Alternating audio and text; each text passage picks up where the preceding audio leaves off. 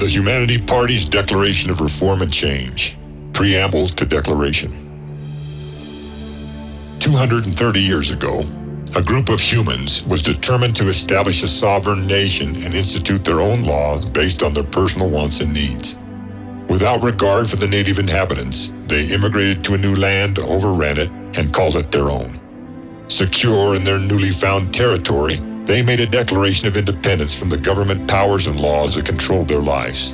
In so doing, they established the most powerful and comprehensive human society ever known upon this earth. Its economic structure and purpose drastically changed the course of human events, creating a world that revolves around its own perpetuation. This nascent nation's powerful presence affects the present course and future of all humanity. If it fails, the world will crumble around it.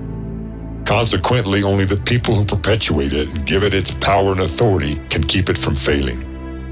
Accepting this fact, and that this nation is increasingly failing to bring the peace and happiness once promised, the people of this earth are uniting together to reinforce its foundation before its walls crumble to the earth on which it sits.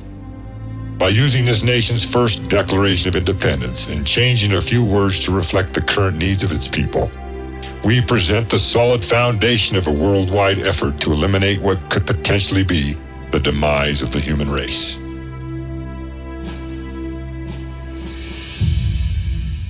When in the course of human events it becomes necessary for all people to dissolve the political bands which have isolated and separated them from each other, and to assume among the powers of the earth the united and equal station to which the laws of nature or of nature's God entitle them, a decent respect to the opinions of humankind requires that they should declare the causes which impel them to unite. We hold these truths to be self-evident, that all humans are created equal, and that they are endowed by their Creator with certain unalienable rights, that among these are life, liberty, and the pursuit of happiness. That to secure these rights, governments are instituted among us, deriving their just powers from the consent of the governed. That whenever any form of government becomes destructive of these ends, it is the right of the people to alter or to abolish it, and to institute new government, laying its foundation on such principles and organizing its powers in such form as to them shall seem most likely to affect their natural existence and happiness. Prudence, indeed, will dictate that governments long established should not be changed for light and transient causes. And accordingly, all experience has shown that humankind is more disposed to suffer, while evils are sufferable, than to right itself by abolishing the forms to which they are accustomed. But when a long train of abuses and usurpations, pursuing invariably the same object, convinces a design to reduce them under poverty and inequality, it is their right, it is their duty, to throw off such government and to provide new public servants for their future security and existence. Such has been the patient sufferance of the majority of the human race, and such is now the necessity which constrains them to alter their present system of government by the same laws by which these governments were established, the vote of democracy, the voice of the people.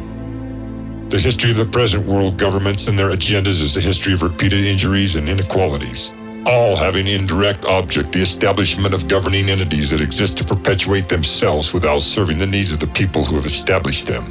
They, our governments, have refused to establish laws which are the most wholesome and necessary for the public good.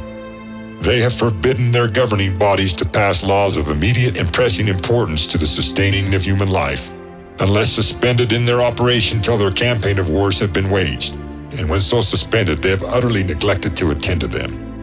They have refused to pass other laws for the sustenance and welfare of large districts of people, unless those people would relinquish the right of representation in the legislature, a right inestimable to them and formidable to tyrants only. They have called together legislative bodies at places unusual, uncomfortable, and distant from the dispository of their public records for the sole purpose of fatiguing them into compliance with their measures.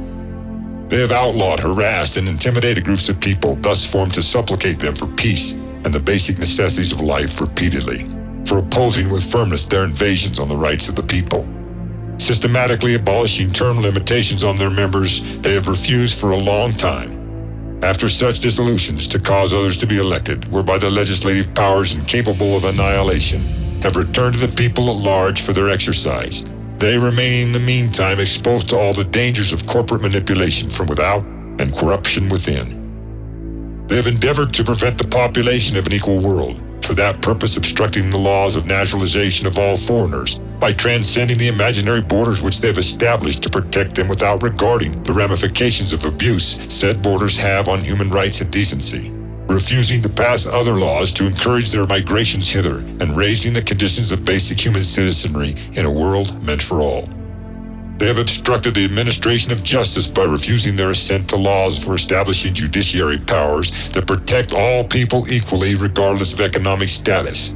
They have made judges dependent on their will alone for the tenure of their offices and the amount and payment of their salaries. They have erected a multitude of new offices of bureaucracy and sent hither swarms of bureaucrats, officers to harass our people in protection of corporate rights while denying personal freedoms. They have kept among us in times of peace government bureaucracies without the consent of our legislatures, whose full determination is to support government-imposed policy in spite of what such policies do to the rights of the people and their desire to live without stress and worry of having the basic necessities of life. They have affected to render the military independent of and superior to the civil power held by the voice of the people. They have combined with others to subject us to a jurisdiction foreign to our Constitution, which should always constitute a guarantee to us all of life, liberty, and the pursuit of happiness, and unacknowledged by our laws, giving their assent to their acts of pretended legislation. For sending large bodies of armed troops among us at the will of their selfish agendas, pretending to be protecting the people from the people. For protecting themselves from punishment for any murders which they should commit on the inhabitants of this world, through their negligence in assuring the guarantees set herein by the voice of the people. For controlling our trade with all parts of the world, assuring that those with whom they have formed secret combinations benefit from this trade, while billions of us suffer from their trade laws and mandates. For imposing taxes on us without our consent. For depriving us in many cases of the benefit of trial by jury, suffering those so impoverished to accept plea and abeyances or plea and waiver rights agreements, negating the very rights for which we, the people, established a system to judge ourselves. For transporting many of us beyond seas to be tried for pretended offenses, such as, but not limited to, illegal immigration, passport violation, and document forgery, which we are forced to commit in order to sustain our own lives and the lives of our children. For taking away our charters, abolishing our most valuable laws, and altering fundamentally the forms of our governments, which instead of protecting the rights of all people to those basic human necessities that allow life, liberty, and the pursuit of happiness, establish those forms which benefit the wealthy minority from whom they derive their powers. For suspending our own legislatures and declaring themselves invested with power to legislate for us in all cases whatsoever. They have abdicated government throughout the world by declaring the people out of their protection and waging war against us. They have plundered our seas, ravaged our coasts, burnt our towns, and destroyed the lives of our people. They are at this time transporting large armies of foreign mercenaries, which they call soldiers and heroes, to complete the works of death, desolation, and tyranny, scattered throughout the world with circumstances of cruelty and perfidy, scarcely paralleled in the most barbarous ages, and totally unworthy the head of any civilized nation. They have constrained our fellow citizens to take up arms against us, forcing our hand in defense and offense to protect the rights they have taken from us to bear arms against each other, to become the executioners of our friends and brethren, or to fall ourselves by their hands. They have excited domestic insurrections among us and have endeavored to bring on the inhabitants of our world the merciless travesty which they perpetuate against the native peoples of our earth, calling them, for example, Indian savages, who once were a peaceful people, taking only from our earth what was needed to sustain their lives, thereby forced into submission to these merciless powers for their very survival. There, the government's known rule of warfare is an undistinguished destruction of all ages, sexes, and conditions. In every stage of these oppressions, we have petitioned for redress in the most humble terms. Our repeated petitions have been answered only by repeated injury. A government, whose character is thus marked by every act which may define a tyrant, is unfit to be the ruler of a humane people.